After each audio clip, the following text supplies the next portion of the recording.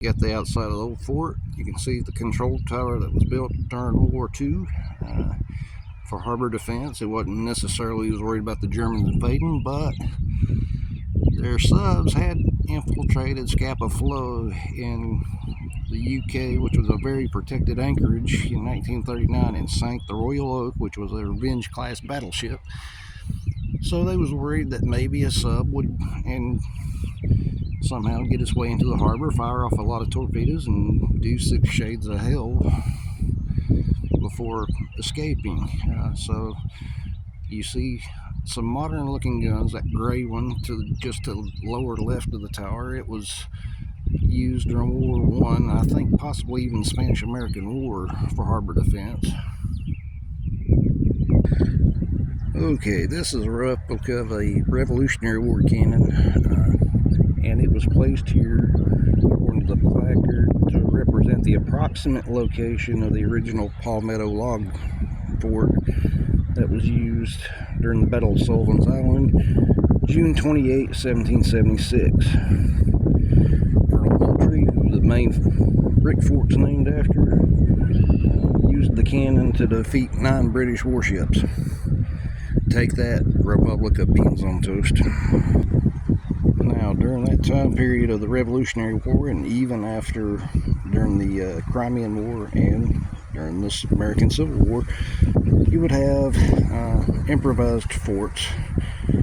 In the case of the Palmetto Fort, they used palmetto logs, which is a very fibrous, actually grass is what palm family is in. As far as the outer goes, they would backfill it with sand. Other people, like in the Crimea, used wicker style baskets filled with just plain dirt.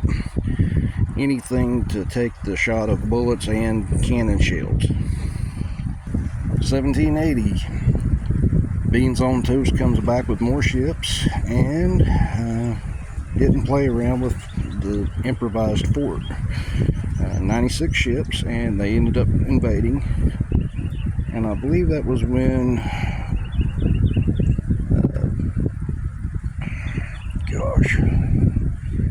old boy, Washington defeated Yorktown. Can't remember at the moment. He went from Charleston up north and eventually got his butt kicked at the Cowpens, Cornwallis. Okay, you can see a church in the background. One reason why Moultrie was not the first shots of the Civil War was the Union garrison decided to move from Moultrie because there was a land route going to the backside of this. Like I said, look at the church in the background. There's plenty of avenue for land attack, and there wasn't that many guns facing towards the main part of Charleston and the rest of the town because, you know, before a Civil War, you never thought somebody would attack you from your own side. Okay, before some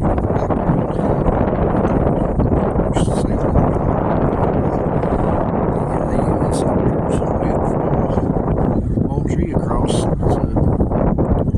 Fort Sumter. Originally, it was a 3-tier fort, but later on in the war, the Union Navy started a proud tradition of doing landscaping with artillery pieces and shaved off about 3 levels of it during World War II, I believe.